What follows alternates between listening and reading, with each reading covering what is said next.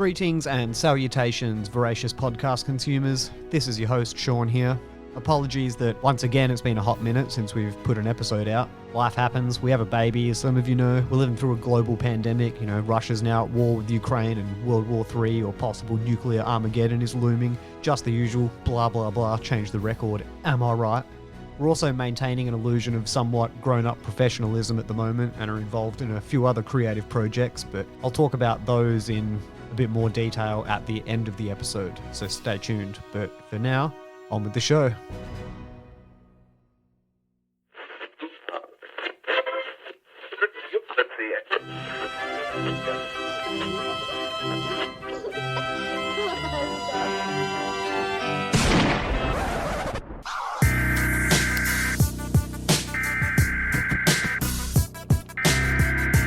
We interrupt our program to bring you this important message. You're listening to Carousel Sniper Victim, a Dead Glass Design production, with your host, Sean Jeffrey.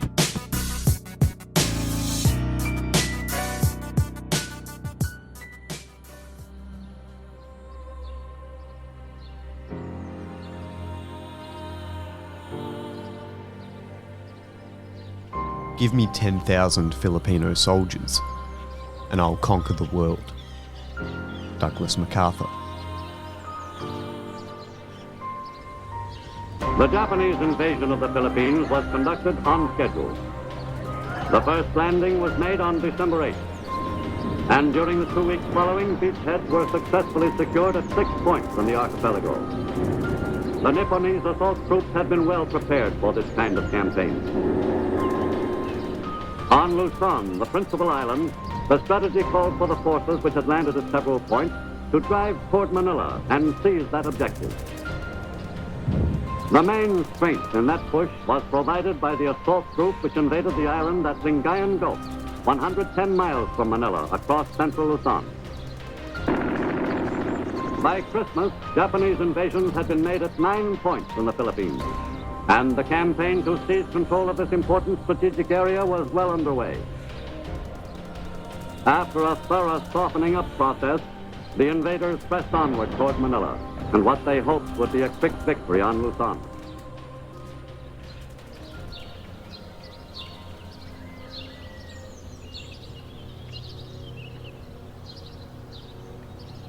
Situated roughly 800 kilometres off the coast of Vietnam, the Philippines is a vast tropical archipelago with over 7,000 islands making up the country.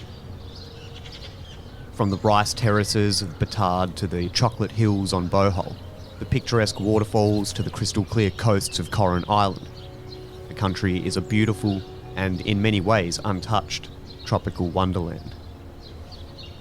There are many active volcanoes located on the Philippine Islands. Mount Pinatubo erupted in 1991 and is considered the second largest volcanic eruption of the 20th century. The combination of this eruption and the arrival of a typhoon caused ash and rain to fall upon tens of thousands of people across the country as far as the Indian Ocean. The world felt the effects of this eruption on Luzon Island, which shot out 10 billion tonnes of magma and 20 million tonnes of sulfur dioxide, being the largest injection of particulate matter into the atmosphere since the eruption of Krakatoa in 1883.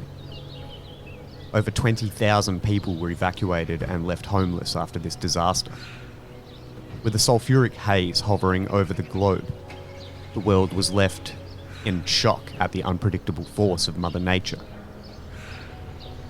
The northernmost island of Luzon is home to the modern-day capital city of Manila, and is one of the 10 largest cities in the world, being roughly the size of the country of Italy. A tourist's dream. The city is filled with delicious cuisine, stunning vistas, and fantastic shopping at capitalist money pits such as the Mall of Asia. The Filipino people are hard-working and well-educated, and well known for being the biggest users of social media in the world. With a history of requiring protest and public outrage to get things done, this is not even remotely surprising.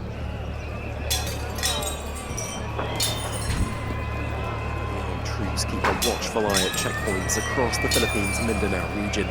They're on high alert after martial law went into effect on Tuesday, as extremist Muslim militias rampaged through the city of Marawi, causing thousands to flee. We want to hide. There were a lot of Islamic State group militants there. We came from Marawi City and we left because of the chaos. We'll stay in Iligan City for now. Islamist militancy isn't new to the Philippines. The nation has struggled with a decades-long separatist insurgency in the south that's left over 120,000 people dead. However, this time round, at least 2 militias have declared allegiance to the Islamic State group and been cooperating with each other, with Marawi itself largely sealed off. Ordinary Filipinos were standing firmly behind authorities and President Rodrigo Duterte, who staked his political career on resolving the situation. As president, if I cannot confront them, I will resign. If I am incompetent and incapable of keeping order in this country, let me step down and give the job to somebody else. A combative Duterte has threatened martial law in the past to deal with many issues, including illegal drugs. While the Constitution limits its use to 60 days, the president has warned he could ignore such safeguards and keep it in effect for up to a year. For critics, that's raised the spectre of potential abuse and bitter memories of 9 years of martial law under dictator Ferdinand Marcos a generation ago.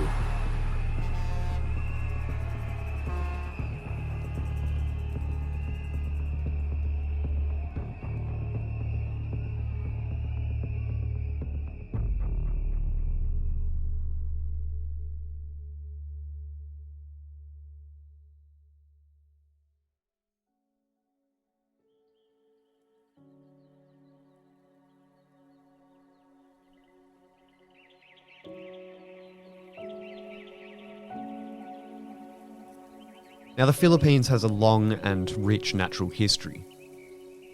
Its settlement by modern humans dates to evidence of early man that can be found in a cave known as Calao Cave on the northeastern tip of Luzon. In 2007, the first skeletal remains were discovered by a team from the University of the Philippines and identified by French archaeologists as belonging to modern humans. However, even earlier remains have now been identified.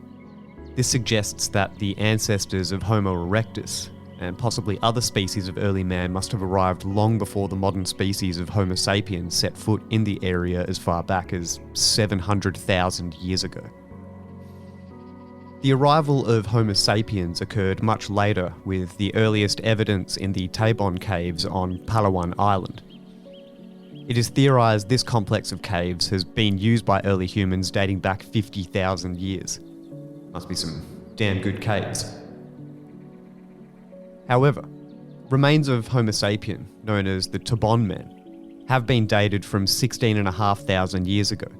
Around the same time, those belonging to an indigenous group of people with dark complexions, known broadly as the Negritos, crossed a land bridge from the Asian mainland. However, Taebon man is known not to be a Negrito, and thought to be pre-Mongoloid or Australian in appearance, resembling those in Tasmania and the Ainu people.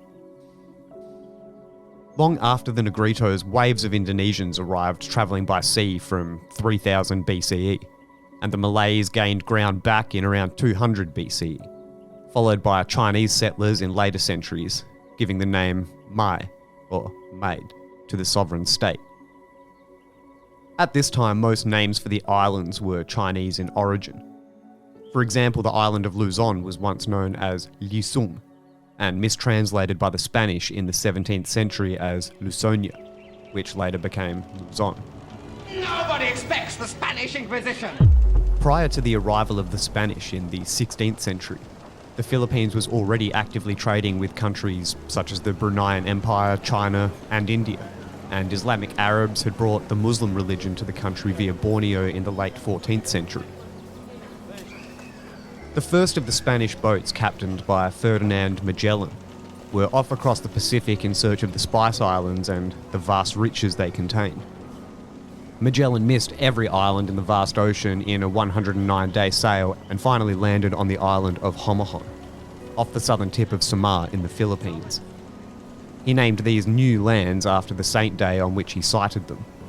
Las Islas de San Lazaro, or St. Lazarus Islands.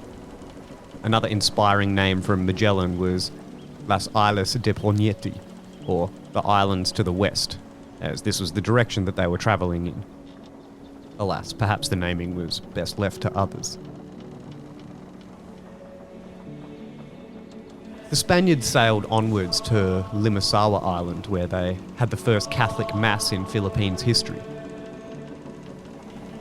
After sailing to Cebu Island and attempting to convert the locals to Christianity, a chieftain rebelled, resulting in a battle between 2,000 locals and 48 armoured Spaniards.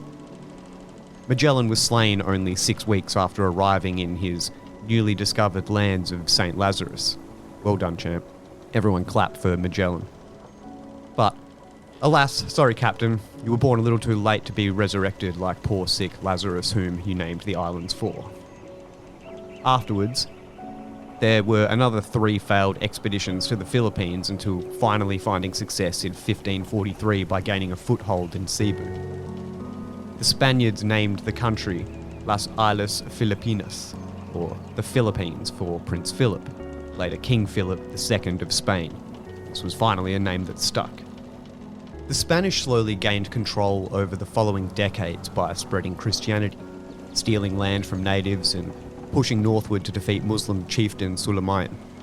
Conquistadors from Mexico arrived to conquer Luzon and Visayas and soon made themselves lords over great estates worked by natives that they called Indios, in a manner applied to Mexican Indians. They built churches, schools, roads and bridges, westernizing the islands and spreading Catholicism for all. Hell is real, God is watching, don't touch your own or any other penis. The church had arrived.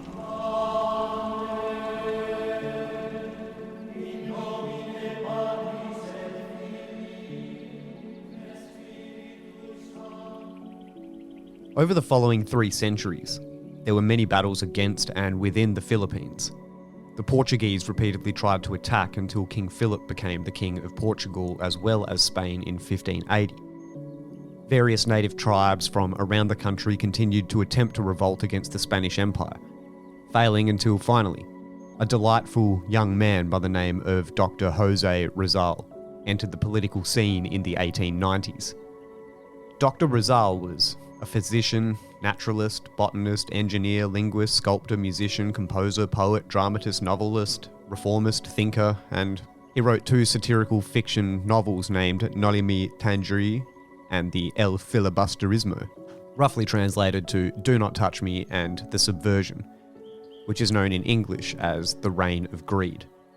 These books were social commentary on the lack of progression and violence in Philippine society due to Spanish rule, and Rizal pushed for political reform. They became highly popular books that inspired a stronger movement towards revolution. However, they were not well received by the Spanish and the Catholics as they were deemed incendiary. After being exiled in Mindanao, he had a brief romance, a stillborn son, and set up a school, wrote music and fixed the local waterworks. He volunteered to serve as a doctor in the war in Cuba, but was ordered to return to Manila to lead the movement that he had started, only to be imprisoned on grounds of complicity in the revolution. Dr. Rizal was executed by a Spanish firing squad in 1896, at only 35 years of age, becoming the martyr the Filipinos needed for their revolution.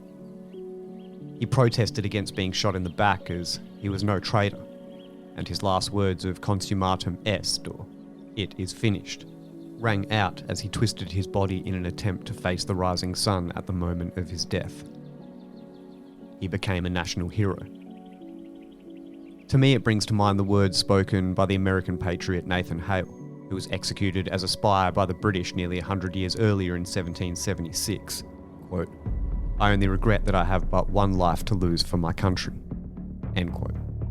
Speaking of America, in 1898 the United States declared war on the Spanish Empire and an attack on Manila ensued. Hey, welcome to the party, America. Get in line.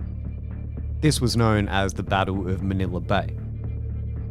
The US Navy sailed into the bay and found the Spanish had made a bit of an attempt by setting up 120mm guns on a little nothing spit of land in the middle of the bay called El Fraile Island. Nothing extraordinary, More so, a tall mass of rocks at the mouth of Manila Bay with a shitty gun on top. Their attempt was woefully inadequate, and it took the US Navy only 3 months to force the Spaniards to surrender, and another 4 months to organise buying the Philippines from Spain for $20 million. This was known as the Treaty of Paris. The Americas, fuck yeah, bomb you then buy you, a tried and tested American foreign policy strategy that's still going strong today. However, the Philippines would like its independence, please, and they would not recognise US rule. So the Philippine American War began in 1899 and ended in 1902 with the US replacing military rule with civil government. Madness. This is democracy manifest. Finally, the Americans began allowing locals into government and promising greater autonomy and future independence.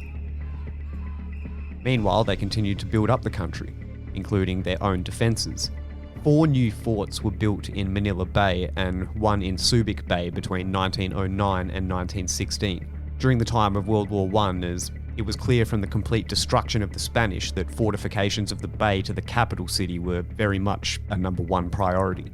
These included Fort Mills on Corregidor Island, Fort Hughes on Caballo, Fort Frank on Carabao, Fort Wint on Grand, and Fort Drum on El Fraile Island. Fort Mills was by far the largest fortified island in the Philippines, followed by Fort Drum, which is also known as being the most unusual, as it was the only sea fort, the only fort with turrets, and it's essentially a big, giant block of battleship-shaped impenetrable concrete jutting out atop the water. The first film of war in the Philippines to reach Britain shows Japanese aircraft raiding Manila.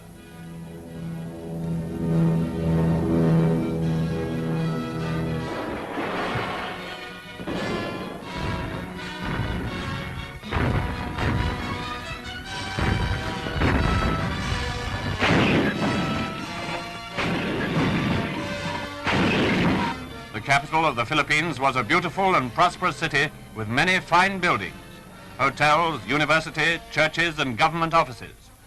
Although it was declared an open city, that didn't stop the Japanese bombers, of course, and they did a great deal of damage. Yes, war came to Manila, all right, but the American commander, General Macarthur, here presenting medals for gallantry in the early fighting, eventually moved his army into the Bataan Peninsula, and the whole world knows how he and his troops held on there. Fighting is still in progress in the Philippines, and although the tide of battle in the Pacific has not turned yet, a little of the punishment handed out by Japan has already been given them back. This first Philippine war film shows fire over Manila and Japanese triumph. The first chapter in a story. The end has yet to be told.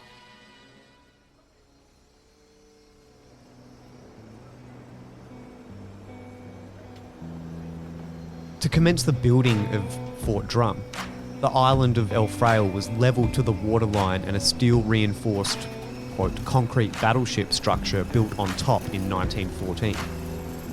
This battleship-shaped fort was 107 metres long, 44 metres wide at its widest point, and 14 metres above sea level. The deck was made up of 6-metre thick reinforced concrete, and the walls were equally thick, if not more so. An observation tower overlooks the fort from 18 metres above, and 2 custom-built armoured turrets containing 2 14-inch guns, each perched atop the concrete battleship structure. Each gun could fire a 753-kilogram shell up to 18 kilometres. Fort Drum's interior wasn't lacking either. It had accommodation blocks, generators, a mess hall, medical facilities, and a communication hub, enabling it to operate even if completely cut off from friendly forces. A scenario which would soon be tested.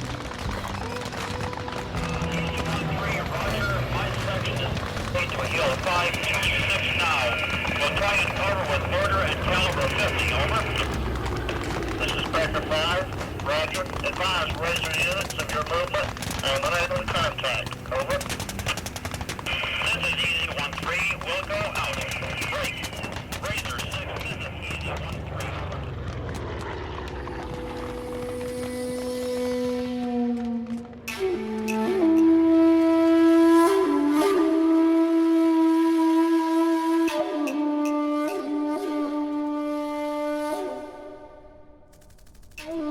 In 1939, the Americans promised that the Philippines would gain full independence within 10 years.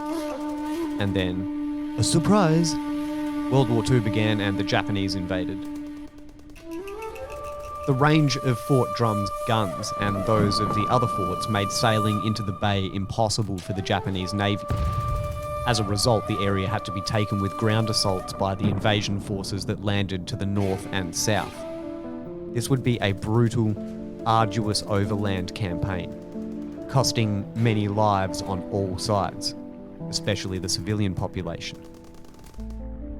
Meanwhile, the Japanese expected to take the Philippines in a matter of days, yet the joint US-Filipino forces fought valiantly as they were cornered into the 3-month-long Battle of Bataan. 2 years ago, when I landed on your soil, I said to the people of the Philippines whence I came, I shall return. Tonight, I repeat those words. I shall return. Nothing is more certain. On the 11th of March 1942, American General Douglas Macarthur left Manila bound for Australia on direct orders from US President Franklin Roosevelt. But he promised his troops that, quote, "I came through and I shall return," and repeated the sentiment despite Washington asking him to amend this promise. The defenders of Bataan showed fierce resistance, but low supplies and hasty preparation of defences meant defeat was imminent. The limerick written by a war correspondent and the last journalist to leave before the fall of Corregidor, Frank Hewlett, came to symbolize the strength of the men fighting in Bataan. We're the Battling Bastards of Bataan. No mama, no papa, no Uncle Sam. No aunts, no uncles, no cousins, no nieces, no pills, no planes, no artillery pieces. And nobody gives a damn.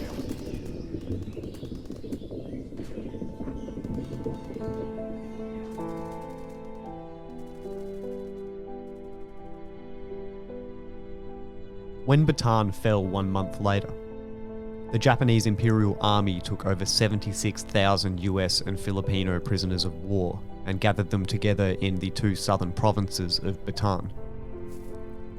From this location, the infamous Bataan Death March commenced, and the Japanese continued the brutal wave of war crimes they were raining down upon occupied areas of Southeast Asia.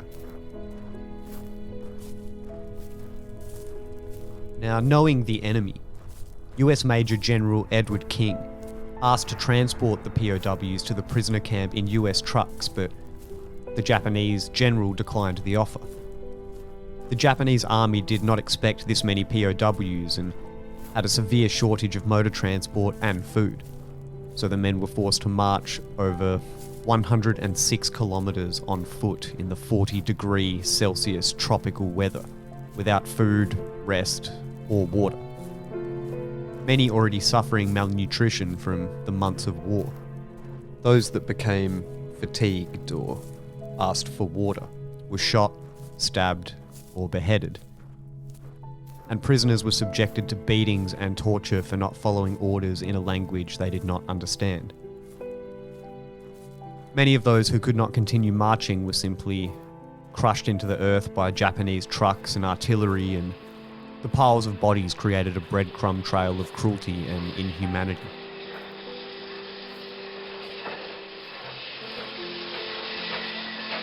From San Fernando to Capas, the POWs were transported by a railway in metal boxcars, packed so tightly that those who died could not even fall over.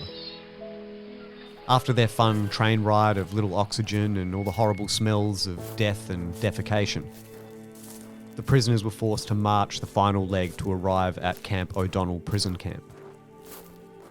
Most finally received their first meal of a bowl of rice in 5 to 10 days, depending on when they joined the march, and could finally rest their infected, sore-covered legs.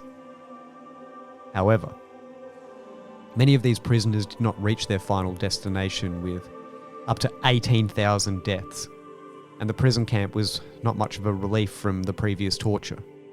some still dying from exhaustion, malnutrition, thirst, and dysentery from drinking from shitty puddles while the Japanese weren't looking. As this excerpt from the engagement at Fort Drum shows, the Japanese really did not have much of a choice in the matter when it came to an overland invasion of the Philippines. The system of coastal forts made it impossible to advance via sea. Quote, Wainwright Report subject, report on operations and material, Fort Drum during the Bataan Corregidor campaign, 8th of December 1941 to the 6th of May 1942. When the Japanese army gained control of Manila and the Cavite shoreline, this weakness became a problem. The fact that the enemy had seized a number of large harbour boats and countless other power craft and barges at Manila heightened the acuteness of the problem. Action was taken to remedy this situation. Japanese surprise was evident by the mass confusion on her decks. She began a fast turn which exposed her stern. The 7th and 8th rounds were near misses, throwing geysers of water onto the target. The 9th was short as the enemy was pulling out of range. Never again did the enemy attempt to approach Fort Drum from the rear. About a month into the Japanese invasion, Fort Drum came under aerial attack. Soon after, Japanese troops began bombarding the fort with land-based artillery. The Japanese barrages with 150 and 240mm shells were constant for months. But Fort Drum's structure held, and it returned fire with a vengeance. Its garrison dug in for the long run and lobbed hundreds of rounds at the attacking Japanese, destroying gun emplacements and inflicting heavy casualties. Even after Bataan fell on the 10th of April 1942, Fort Drum's guns were still blasting away, attempting to protect the garrison of 13,000 US and Filipino troops still stationed at Corregidor. As the Japanese assaulted Corregidor in troop barges on May 5th, Fort Drum's guns brought down a massive artillery barrage, even though smoke from the ongoing fighting obscured the Japanese barges they were aiming for. A quote from Corregidor's garrison commander to the gun emplacements on Fort Drum, quote, "Just fire into the smoke anywhere between you and Cabcaben. You can't miss them," end quote. And so they did. The resulting barrage that screamed forth from Fort Drum's deck guns was earth-shattering. They sank several of the Japanese troop barges, but it was to no avail. The guns of Fort Drum fired until just minutes before Corregidor Island surrendered, leaving Fort Drum the last bastion of US resistance to the Japanese occupation of the Philippines. Running low on ammunition and supplies, Fort Drum was forced to surrender soon after. Despite being hit over 500 times by Japanese artillery and bombs, the fort was never penetrated. Not a single member of its garrison was killed and only 5 were injured. In a moment of scorched earth policy, the Americans disabled the fort's guns before their surrender.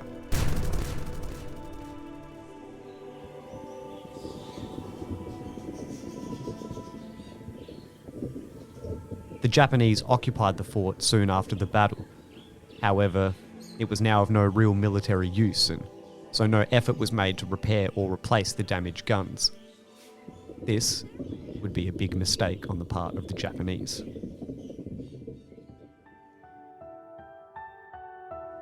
This is the voice of freedom, General Macarthur speaking. People of the Philippines, I have returned. By the grace of Almighty God, our forces stand again on Philippine soil, soil consecrated in the blood of our two peoples.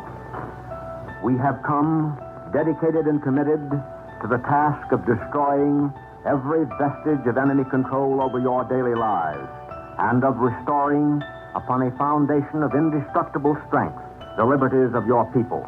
At my side is your president, Sergio Osmeña, worthy successor of that great patriot, Manuel Quezon, with members of his cabinet. The seat of your government is now, therefore, firmly reestablished on Philippine soil. The hour of your redemption is here. Your patriots have demonstrated an unswerving and resolute devotion to the principles of freedom that challenges the best that is written on the pages of human history. I now call upon your supreme effort that the enemy may know from the temper of an aroused and outraged people within that he has a force there to contend with no less violent than is the force committed from without. Rally to me. Let the indomitable spirit of Bataan and Corregidor lead on. As the lines of battle roll forward to bring you within the zone of operations, rise and strike. Strike at every favorable opportunity. For your homes and hearths, strike. For future generations of your sons and daughters, strike. In the name of your sacred dead, strike. Let no heart be faint. Let every arm be steeled. The guidance of divine God points the way. Follow in his name to the holy grail of righteous victory.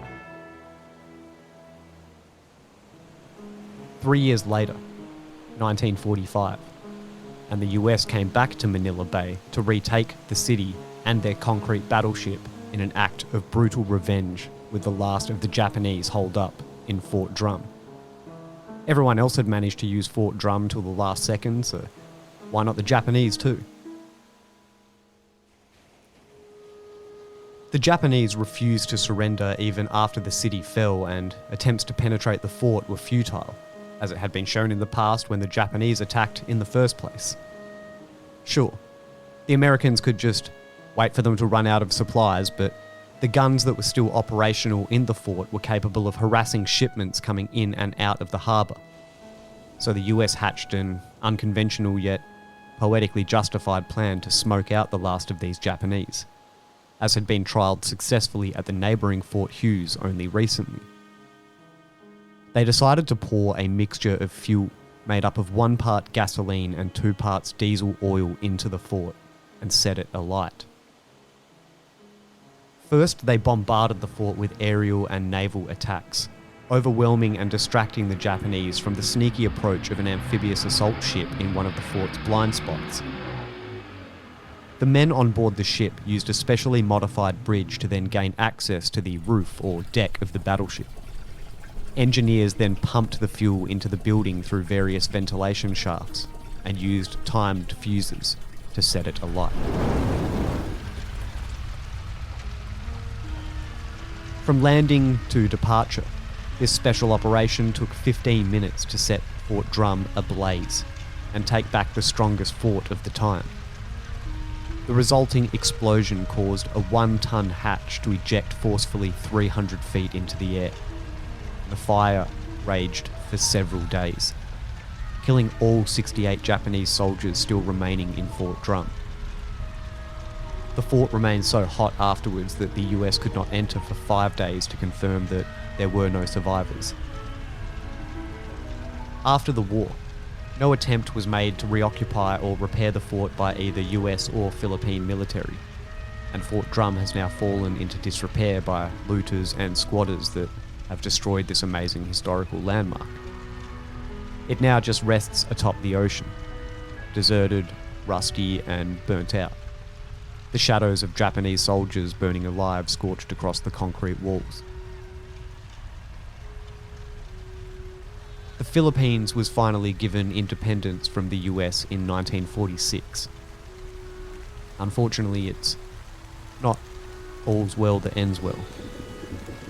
The Philippines continues to have many troubles to this day with their own leadership, civil unrest and political instability. But at least they have their freedom, right?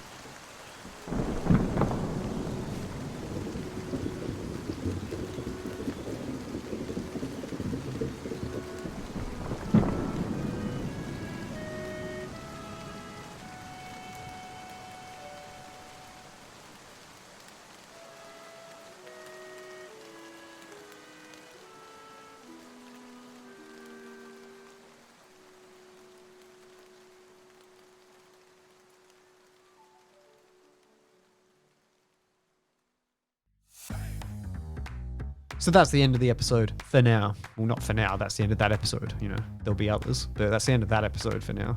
So not for now. It's the end of the episode. What else have we been doing? So I currently am employed as a producer now for another show, another like podcast network called Exploration Radio. I do all of their behind the scenes stuff, all their interviews and editing and blah, blah, blah. So I'll put up some links to that and I'll put a little sample here. So if you're wondering how come Sean never puts out content as frequently as he used to, it's because like I did that thing of turning my passion into a career and now I have to actually do it for work as well. So a lot of my time is spent editing this other podcast. So go check Exploration Radio out. It's crazy interesting. It's basically a podcast about the past, present, and future of exploration. We talk to some crazy people and they have some pretty intense stories. So go check that out. And yeah, till next time. Later, yo. Bye.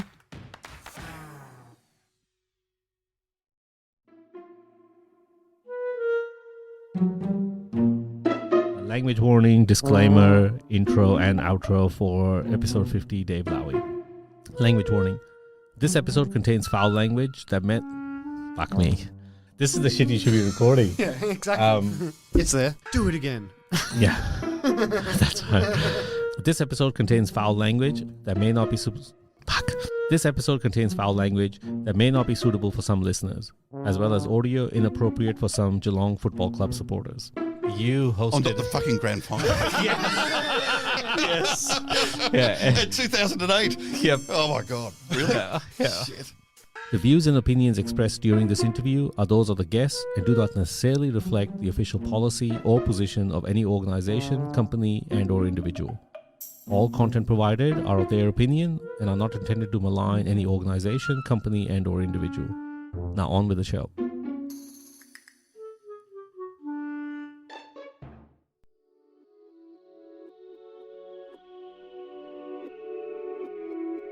This episode of Carousel Sniper Victim was brought to you by Dead Glass Design Studios. Produced and narrated by Sean Jeffrey. Researched and written by Ursula Anthony. This podcast would not be possible without the generous ongoing support of our patrons. To gain access to over 100 hours of bonus content and support our storytelling endeavours, head on over to patreon.com/carouselsnipervictim. And as always, thanks for listening, stay safe, and remember, the warmest place by the fire is kept for the storyteller.